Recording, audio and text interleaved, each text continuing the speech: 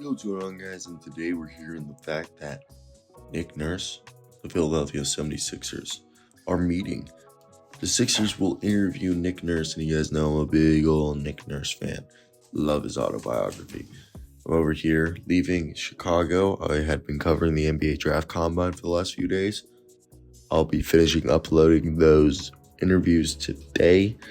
And yeah, I think it's definitely been one of, if not the more interesting situations with this being a team, the Sixers, that would benefit greatly from Nick Nurse. But I feel like, James Harden potentially leaving and the Mike D'Antoni rumor, if that's true, that could throw a wrench in things. But I think Nick Nurse would be the best candidate for them to go out and get.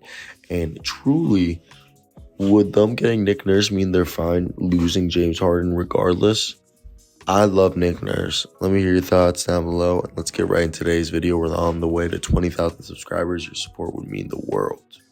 So Nick Nurse is a guy that he is one of the best, I think, all-around coaches. And I know there's a lot of flack from how everything ended in Toronto.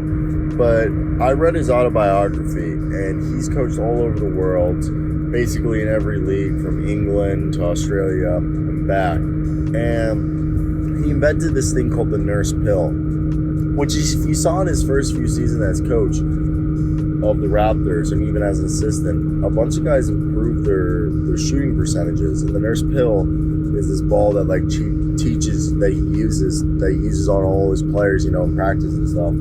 Teaches them proper ball, hand placement on a ball. And not that has anything irrelevant, but this is a guy who's not only a good defensive coach, but he's a good offensive minded coach. He's one of the brightest minds. And I really do feel like for people who might be weary of Nick Nurse, I say Masai Ujiri was the bigger problem in Toronto by giving Nick Nurse, bad rosters in terms of fits.